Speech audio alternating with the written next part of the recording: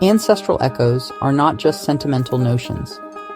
They are intricate imprints woven into the very fabric of our being, forming an epigenetic and cultural palimpsest.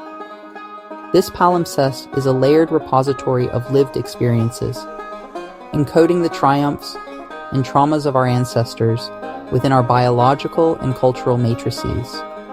It goes beyond the simple transmission of genetic traits, manifesting as nuanced intuitive tendencies, deeply ingrained behavioral patterns, and even predispositions to specific emotional landscapes. To truly grasp these ancestral echoes, we must undertake a meticulous exploration of the complex interplay between biological and cultural determinants, delving into how they interweave across generations to sculpt our contemporary realities. This requires acknowledging ancestral influence as a dynamic force, perpetually interacting with our current circumstances, rather than a static relic of bygone eras. Delving into lineage becomes a profound hermeneutic journey, an intricate process of interpreting the often enigmatic language of inherited legacies. This necessitates a meticulous examination of historical narratives, challenging prevailing paradigms, and unearthing the marginalized voices and silenced experiences relegated to the periphery.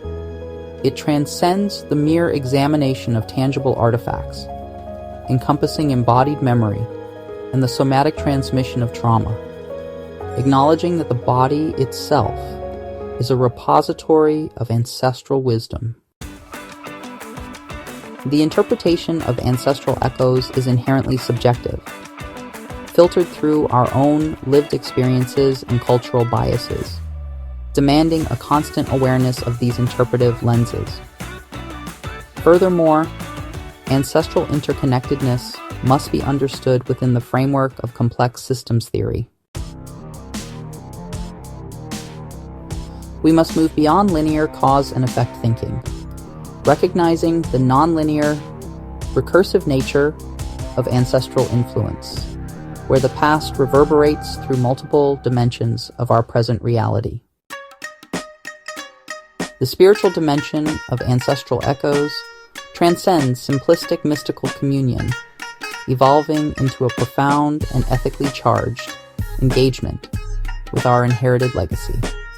It calls for critical self-reflection on our role in perpetuating ancestral patterns of violence, oppression, and injustice, urging us to acknowledge our potential complicity in the continuation of historical wounds.